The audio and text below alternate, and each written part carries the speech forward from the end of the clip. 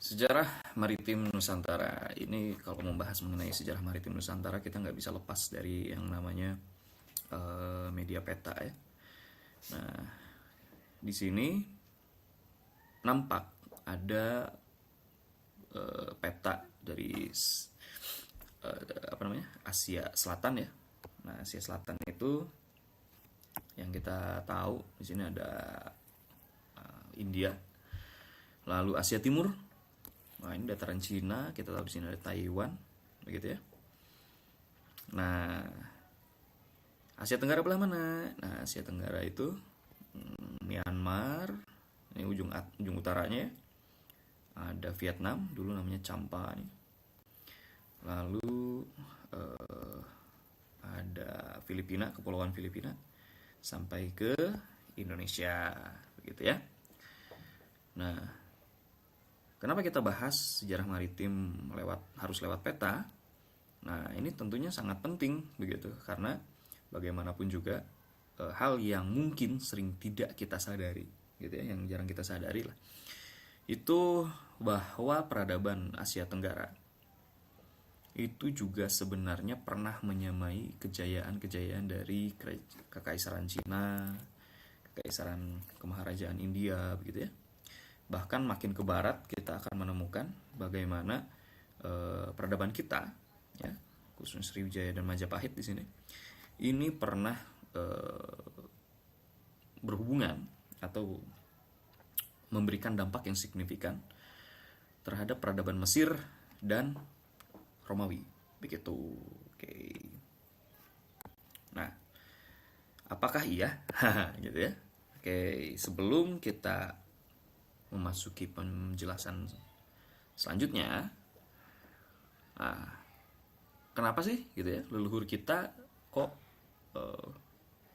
bisa gitu disebut sebagai para pelaut, atau mungkin kalau saya sebut mereka adalah perintis dari pelayaran dunia. Nah, ini nggak lepas dari persebaran manusianya. Oke, di sini ada beberapa peta. Nah, ini petanya. Ini peta dunia. Kalau kita bahas mengenai persebaran manusia, kita nggak akan pernah luput ya sejauh ini ya dari yang namanya teori out of Africa, di mana banyak sekali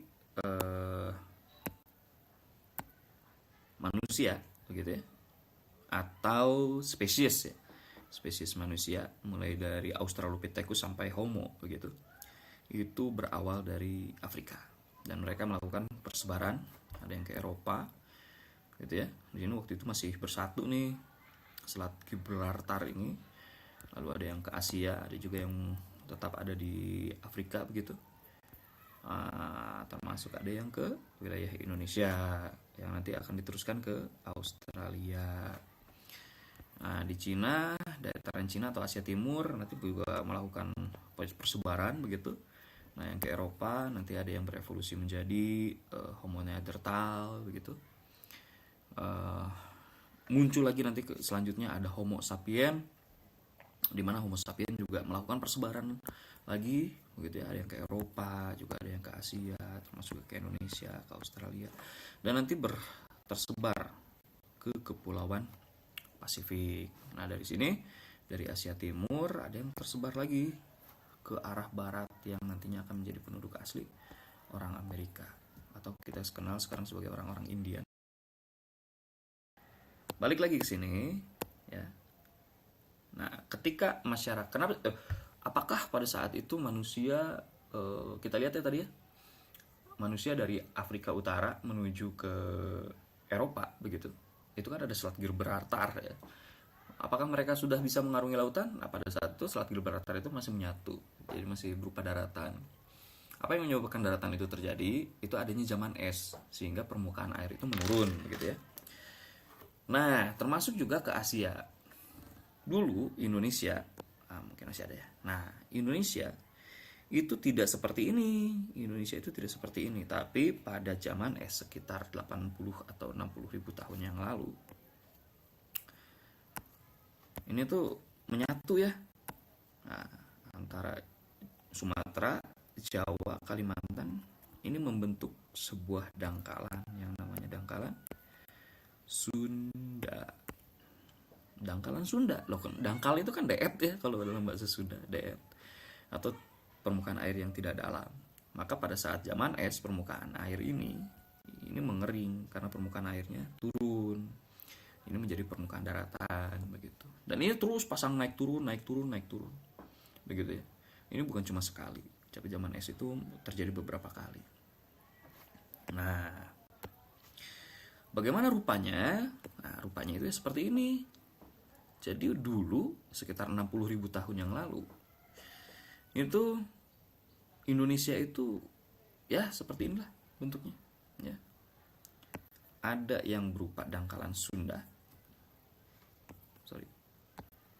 Ada yang berupa dangkalan Sunda dan ada yang berupa dangkalan Sahul. Ketika manusia tersebar dari Asia Tenggara ya, menjadi manusia-manusia pertama yang menghuni Nusantara, itu masih ada dangkalan Sunda sehingga mereka melakukan persebaran ke Jawa, ke Borneo atau Kalimantan begitu. Loh, kenapa sih harus, pertanyaan besarnya, kenapa mereka harus melakukan persebaran ke Indonesia? Karena pada saat itu di zaman es, permukaan bumi yang paling paling hangat ya, itu adalah tempat-tempat yang berada di garis khatulistiwa. Dalam hal ini adalah Indonesia. Bisa kita bayangkan sekarang aja gitu ya, daerah bagian utara, belahan utara bumi itu dingin banget gitu. Apalagi zaman itu, ketika zaman es, maka manusia mencari tempat yang paling pas untuk hidup, Indonesia. Nah, yang paling unik adalah di sini. Ketika manusia sudah tersebar ke Kalimantan, nah, apa yang mereka lakukan? Bagaimana mereka tersebar sampai ke dangkalan Sahul atau sekarang kita kenal sebagai benua Australia. Nah, ini yang paling penting. Mereka melakukan pelayaran pertama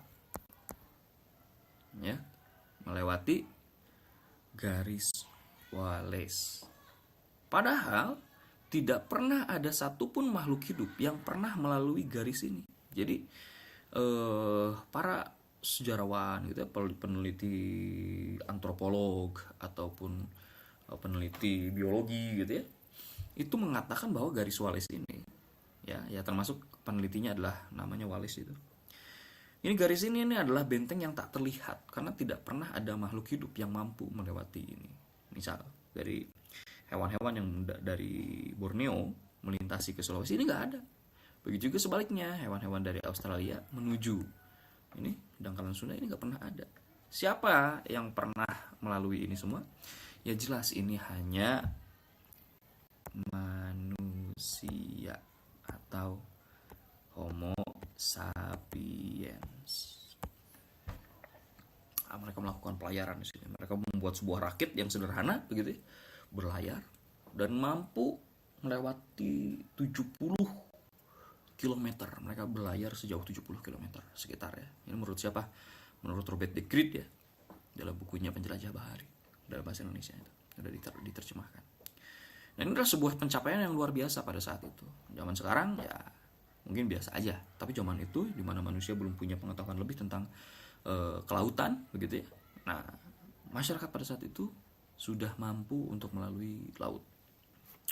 Dan lalu mereka melakukan persebaran sampai mereka menjadi masyarakat asli Australia.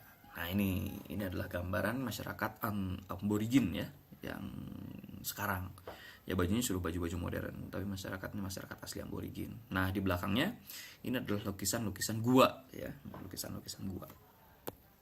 Nah, ini buktinya nih. Garis Wallace ini adalah garis yang tidak tertembus ya. Nah, contohnya adalah hewan gajah misalnya nih. Hewan gajah hanya ada di Sumatera, Jawa pernah ada ya, sekarang mungkin sudah punah ya. Dan Kalimantan. Nah, di Jawa pernah ada gitu gajah ya, pernah ya. Kan dilihat dari apa? Dari fosilnya. Harimau juga ada, cuma sekarang sudah punah. Gitu. Kalimantan dengan Sumatera masih ada. Lalu hewan-hewan orangutan begitu ya. Ya, banteng dan sebagainya. Itu hanya ada di 3 pulau ini. Tapi apakah ada di Sulawesi? Tidak ada. Ya, di Sulawesi tidak ada. Sulawesi ini kepulauan Sunda kecil ya, ada NTB, NTT. Ini adalah peralihan, ya, peralihan. Nah, yang khas Australia itu ada di sini. Ada kanguru, cendrawasih, kasuari, dan sebagainya. Ini kan khas Australia banget, begitu ya, persebarannya. Tapi secara alamiah mereka nggak mampu melewati ini, begitu. Dan sama dari dangkaran Sunda juga nggak mampu. Yang bisa menyebar melewati garis ini hanya manusia, gitu ya. Manusia, ya tentunya dengan apa ya? Dengan akal dan keberanian tentunya, dan hasrat ingin mempertahankan kehidupan. Oke, kita lanjut. Nah ini ya tadi yang disebutkan masyarakat aborigin atau asli yang sebenarnya dulunya pernah melewati tanah yang kita tempati. Oke. Nah, untuk selanjutnya ketika masyarakat Homo sapien itu ada di sekitar Australia sini, maka muncul gelombang berikutnya, ya, dari Funan sini. Ini menyebar, ada Dutro Melayu dan Proto Melayu dulu ya. Nah, ke sini mereka tersebar. Ada juga yang lewat utara ke sini, ya, Sulawesi, ke Sunda kecil. Nah, karena mereka mampu mengarungi lautan, mereka tersebar ke sini, ke kepulauan Pasifik, gitu. Sampai di sini ada Hawaii. Hawaii itu konon, aduh, saya lupa siapa penulisnya begitu ya. Ini jurnal dari Amerika. Bahwa kepulauan Hawaii itu terinspirasi dari Jawa. Jawa, Pulau Jawa. Ini Pulau Hawaii. Artinya apa?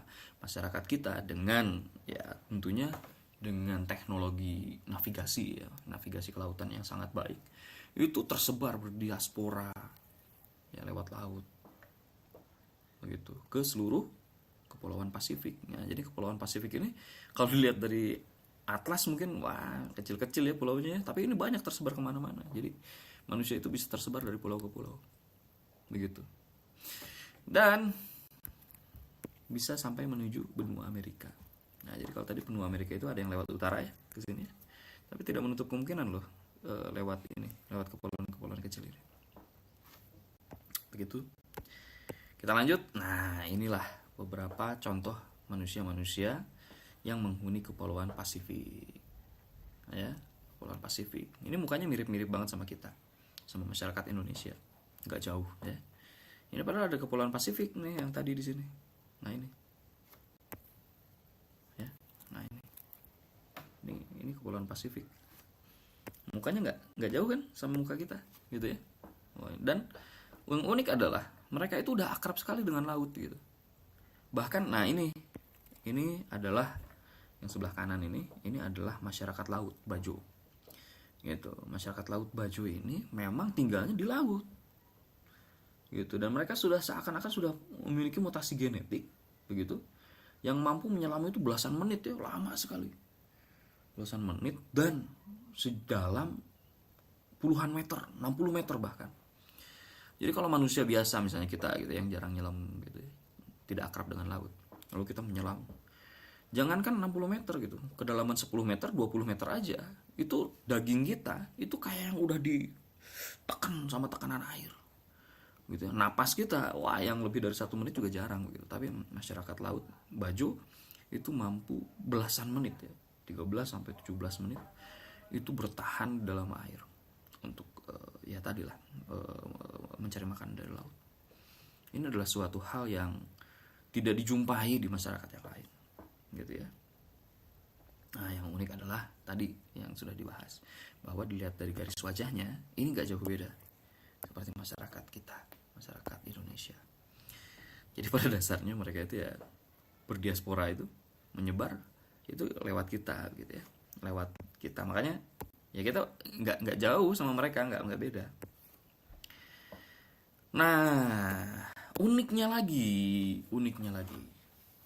bahwa kebudayaan Nusantara ya, Nusantara tentunya sebelum masa kerajaan ya, itu sudah berhubungan baik dengan masyarakat India, dengan masyarakat Cina, bahkan Jepang, begitu.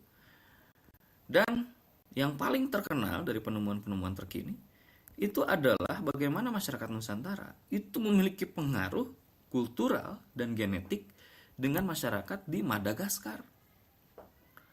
Nah, artinya persebaran manusia Indonesia ini sebelum era kerajaan itu sudah tersebar ke arah Afrika dan sudah tersebar ke arah benua Pasifik. Bukan benua Pasifik, Samudra Pasifik.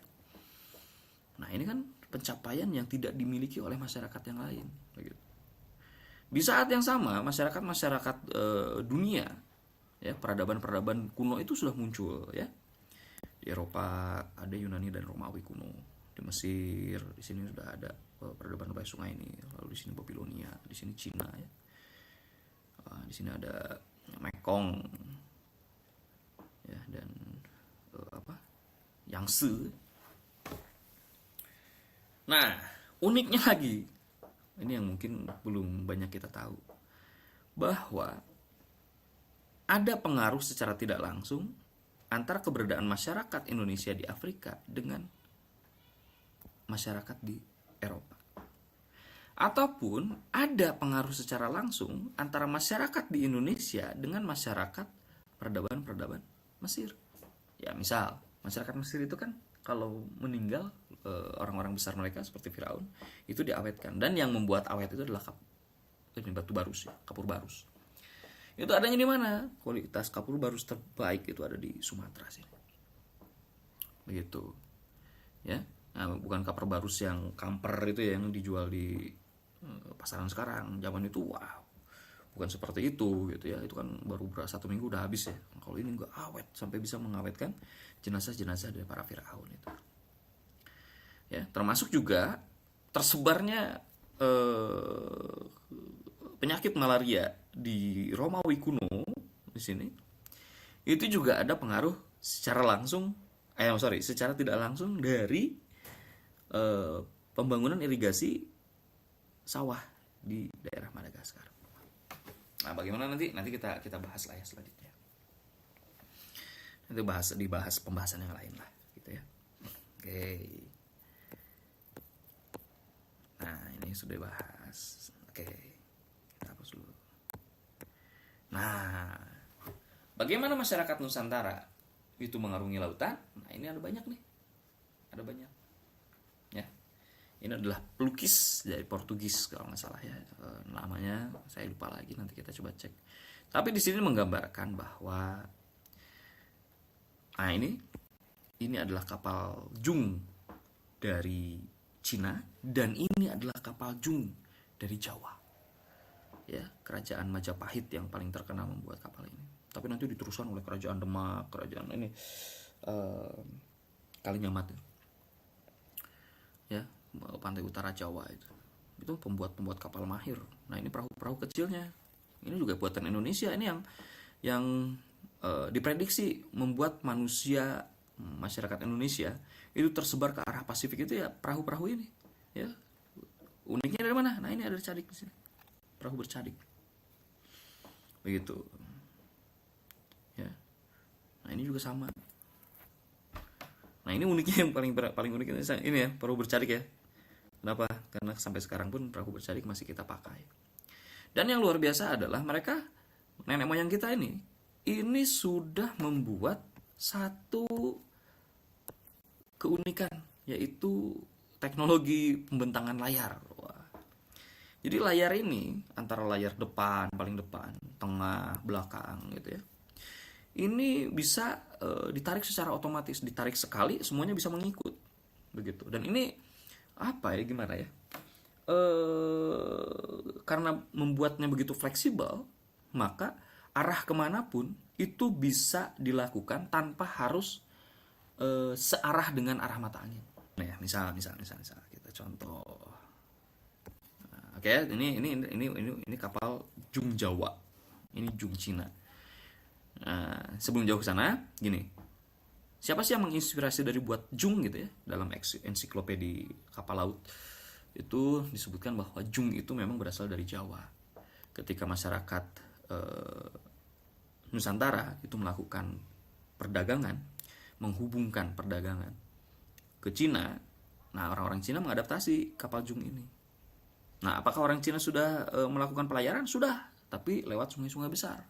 Nah, siapa yang pelaku samudera, penjelajah samudera? Ya itu orang Indonesia gitu ya. Nah, jadi ini masyarakat Indonesia nih. Nah, mereka yang menghubungkan. Jadi mungkin dulu kita diajarkan ya, ini orang-orang Cina melakukan perjalanan mampir ke sini, gitu kan? Orang-orang India dan Eropa melakukan perjalanan mampir ke sini, khususnya di Selat Malaka ini. Tapi sebenarnya yang terjadi adalah masyarakat Indonesia gitu ya, yang melakukan perjalanan secara aktif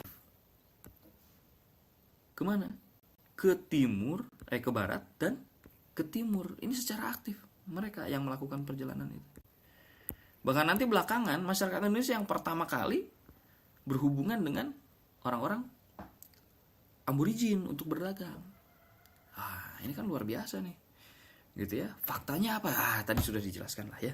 Nah, nanti mungkin fakta yang akan lebih detailnya akan kita bahas di tayangan-tayangan selanjutnya. Tapi sejauh ini dulu. Nah, ini kapal Jung Indonesia dan kapal Jung Cina. Dari ukurannya udah jauh begitu ya. Ukurannya udah jauh. Nah, teknologi pelayaran ini luar biasa. Bahkan ketika angin menuju selatan misalnya nih ya, angin menuju selatan. Ini kapal-kapal kita ini bisa mengarah ke utara. Gimana caranya? Oke, contoh ya. Misal. Nah, ini kapal laut nih, misalnya. Ini kapal laut. Ini layar-layar yang berkembang. Nah, misalnya dari utara nih. Ini angin dari utara. Bagaimana kapal ini bisa menuju utara? Pertanyaannya gitu. Nah, yang dilakukan adalah layarnya itu dibentangkan seperti ini. Tapi posisi perahu harus seperti ini atau kapal harus seperti ini. Apa bisa? Nah, ini dia, gitu ya. Lihat kapal Jung. Kalau dilihat ya. Oke, kita ulang ya. Nah, sorry tadi salah buat gambarnya. Nah, ini kapal Jung itu kan kayak gini.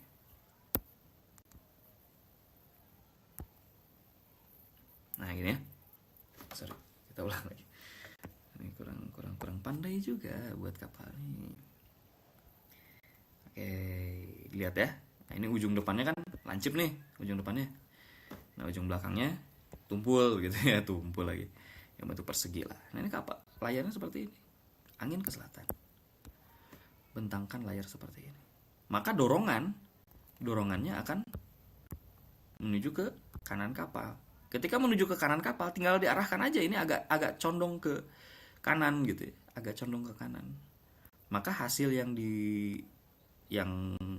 diharapkan, dan itu terjadi, dia akan mengarah ke utara, tapi agak-agak ke kanan lah gitu ya. Loh, kok bisa gitu? Kenapa nggak ke selatan ya? Karena tadi di selatan sebelah belakang kapal Jung ini berbentuk persegi, sehingga tidak bisa memecah air, tidak aerodinamik lah seperti itu. Gitu ya.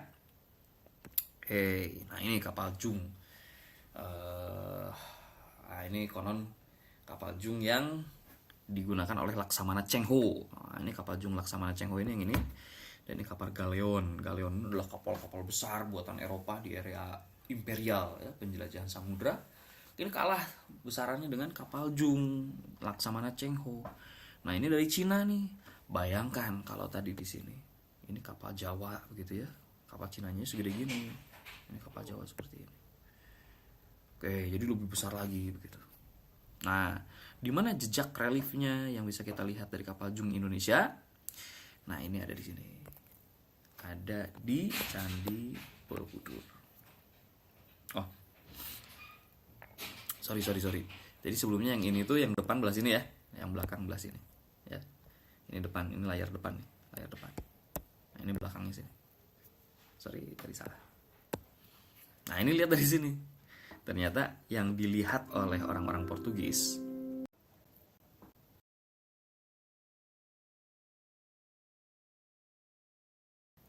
apa yang digambarkan oleh orang Portugis ini sesuai nih dengan apa namanya, relief yang ada di Candi Borobudur. Layarnya, layar depan paling depan, layar tengah, ya. Lalu ada juga pengarah di belakang sini. Nah, tapi yang beda adalah di sini. Ini ada cadik nih di sini. Wah, kapal besar bercadik. Wah, luar biasa. Nah, ini adalah penemuan atau gambaran dari masyarakat purba. Ini ada di mana? Ada di ini lukisan perahu prasejarah ya, di Sulawesi Tenggara nih. Nah, ini sekitar 1000 tahun yang lalu. Ini masyarakat Sulawesi itu sudah tahu bagaimana cara membuat kapal layar begitu ya, kapal layar. Oke. Nah, seperti itu ya, seperti itu. Sekian pembahasan dari